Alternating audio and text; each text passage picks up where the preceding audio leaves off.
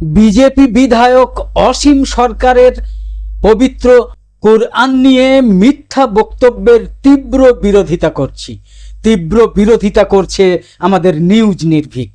আর রাজ্য সরকারের কাছে অবিলম্বে সেই অসীম সরকারের বিরুদ্ধে আইন অনুযায়ী ব্যবস্থা গ্রহণের আবেদন জানাচ্ছি।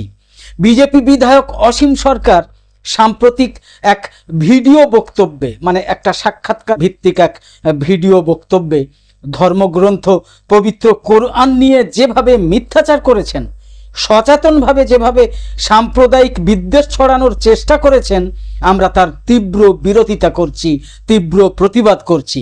কোরআন নিয়ে বিজেপি বিধায়ক অসীম সরকারের বক্তব্য সম্পূর্ণ ভিত্তিহীন, একেবারে বিভ্রান্তিকর, দুঃখজনক এবং অবশ্যই উদ্দেশ্য প্রণোদিত এবং ষড়যন্ত্রমূলক। একজন বিধায়কের মতো জনপ্রতিনিধির কাছ থেকে এই ধরনের বিদ্বেষমূলক মন্তব্য কোনোভাবেই কাম্য নয়, আমরা অন্তত আশা করি না। তার বক্তব্যে ইসলাম ধর্মের পবিত্র কোরআন সম্পর্কে যে অভিযোগ তোলা হয়েছে তা শুধু অসত্যই নয়, বরং কোটি কোটি মুসলমানের ধর্মীয় অনুভূতিতে আঘাত করার একটা সচেতন প্রয়াস বলে মনে হয়েছে। তিনি বলেছেন, প্রথমে যে কোরআন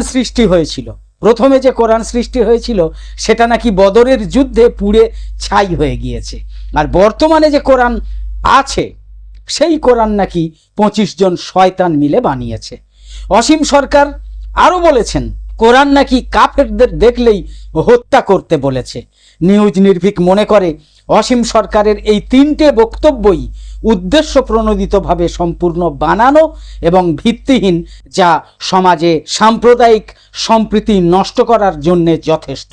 প্রথমত, আজ পর্যন্ত কোরআনের একটা শব্দ তো দূরের কথা, একটা অক্ষরও পরিবর্তন হয়নি। কোরআন আল্লাহ তাআলার কালাম, যা সংরক্ষণের দায়িত্ব আল্লাহ নিজেই নিয়েছেন। কোরআনে তিনি নিজেই বলেছেন, নিশ্চয়ই আমি এই উপদেশ অর্থাৎ আমি এই কোরআন নাজিল করেছি এবং আমি এর সংরক্ষণকারী। সূরা হিজর 9। দ্বিতীয়ত, কোরআনের কোনো আয়াত বুঝতে হলে অবশ্যই সেই আয়াতের শানে নজুল জানতে হয়, অর্থাৎ কিনা কোন সময়ে, কোন পরিস্থিতিতে এবং কোন প্রেক্ষাপটে সেই আয়াত নাজিল হয়েছে সেটা কিন্তু জানতেই হয়। বিজেপি বিধায়ক অসীম সরকার কোরআনের যে আয়াতকে বিকৃতভাবে তুলে ধরে বলেছেন যে কোরআনে বলা হয়েছে বিধর্মীদের দেখলেই হত্যা করো, কোরআনের সেই আয়াত কিন্তু নির্দিষ্ট একটা সময়ে, নির্দিষ্ট একটা পরিস্থিতিতে এবং নির্দিষ্ট একটা প্রেক্ষাপটে নাজিল হয়েছে। সেই আয়াতটা যে সাধারণ মানুষের জন্য নয়, বরং যুদ্ধক্ষেত্রের নির্দিষ্ট পরিস্থিতিতে নাজিল হয়েছিল, যখন কিনা মুসলমানদের ওপর সরাসরি আক্রমণ করা হচ্ছিল, তখন সেই আয়াতটা নাজিল হয়েছিল। এটা সময়ের পরিপ্রেক্ষিতে যুদ্ধের সময় আত্মরক্ষামূলক একটা নির্দেশ ছিল, যা কোনো মতেই ধর্মীয় বিদ্বেষ নয়। তৃতীয়ত, কোরআন স্পষ্টভাবে ধর্মীয় সহনশীলতার কথা তো বলেইছে। সূরা কাফিরুনে যে কথা বলা হয়েছে, সূরা কাফিরুনে তো বলা হয়েছে যে তোমাদের ধর্ম তোমাদের জন্য, আমার ধর্ম আমার জন্য। এটা তো কোরআনের আয়াত, লাকুম দিনুকুম ওয়ালিয়াদ্দিন। এছাড়াও কোরআন বলেছে নিজের ধর্মে অবিচল থাকবে, কিন্তু অন্যের ধর্মের প্রতি সম্মান প্রদর্শন করবে।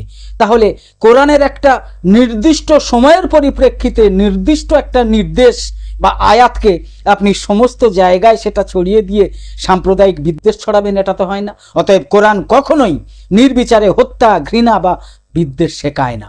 বিদ্বেষ ছড়াতে অসীম সরকার কিন্তু উদ্দেশ্য প্রণোদিতভাবে আরো বলেছেন যে এটা নাকি আদি কোরআন নয়, নতুন কোরআন। অসীম সরকারের এই সব বক্তব্য চরম উদ্দেশ্যপূর্ণ, হতে পারে অজ্ঞতাপূর্ণ, কারণ তিনি তো উচ্চ শিক্ষিতও নন আর তিনি ধর্ম বিশেষজ্ঞও নন। মনে রাখতে হবে 1400 বছরের ইতিহাস, লক্ষ লক্ষ হাফেজের মুখস্থ কোরআন, বিশ্বের বিভিন্ন প্রান্তে একই কোরআনের অস্তিত্ব, সবই তাঁর বক্তব্যকে কিন্তু মিথ্যা প্রমাণ করে। তাই আমাদের বিনীত অনুরোধ, শুধু অসীম সরকার বলে নয়, সকলের প্রতি আমাদের বিনীত অনুরোধ, সকলকেই বলছি, যে বিষয়ে কারো কোনো জ্ঞান নেই সেই বিষয়ে মন্তব্য করা থেকে বিরত থাকুন। বিশেষ করে অসীম সরকারের মতো ব্যক্তিত্বদের বলছি, আপনি একজন জনপ্রতিনিধি, আপনার যে কোনো বিদ্বেষমূলক একটা কথা সমাজে বিভেদ সৃষ্টি করতে পারে। আমরা তো জানি আপনি একসময় কবি গান করতেন, আপনার একটা গানেই তো হিন্দু মুসলমানের মহব্বতের কথাও উল্লেখ রয়েছে।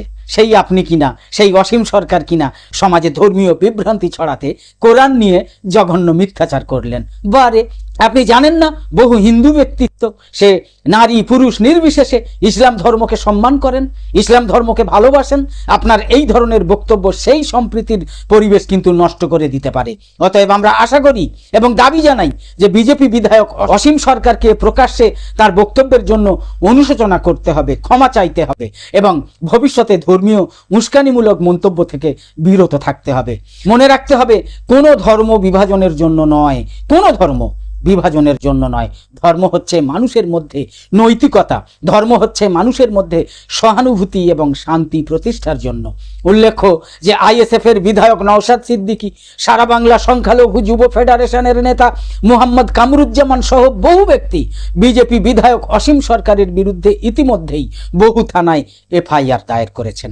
নওশাদ সিদ্দিকী তার অভিযোগে বলেছেন, সম্প্রতি হরিণঘাটার বিজেপি বিধায়ক অসীম সরকার পবিত্র কোরআন শরীফ সম্পর্কে যে অশালীন মন্তব্য করেছেন সেটা ধর্মীয় অবমাননার পর্যায়ে পড়ে। তার এহেন মিথ্যাচার সাম্প্রদায়িক বিদ্বেষ, ঘৃণা এবং উত্তেজনা সৃষ্টি করার যথেষ্ট সম্ভাবনা রাখে।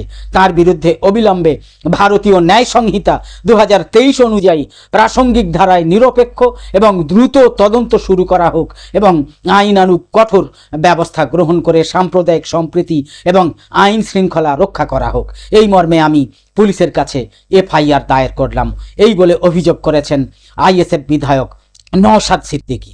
সারা বাংলা সংখ্যালঘু যুব ফেডারেশনের নেতা মোহাম্মদ কামরুজ্জামানও কোরআন অবমাননা করে ধর্ম বিশ্বাসে আঘাত করার জন্য হরিণঘাটার বিজেপি বিধায়ক অসীম সরকারের বিরুদ্ধে শান্তিপূর্ণভাবে গত রাতেই হাড়োয়া থানায় এফআইআর দায়ের করেছেন। সুতরাং সমস্ত মানুষকে শান্তি শৃঙ্খলা বজায় রাখার জন্য এবং নির্দিষ্টভাবে সরকারের প্রতি এই অসীম সরকারের বিরুদ্ধে ব্যবস্থা গ্রহণের আর্জি জানাচ্ছি আমাদের নিউজ নির্ভীক। আমি জাকির হোসেন শেখ এই আর্জি জানিয়ে শেষ করছি। সকলে ভালো থাকবেন, সুস্থ থাকবেন, সাবধানে থাকবেন। ধন্যবাদ।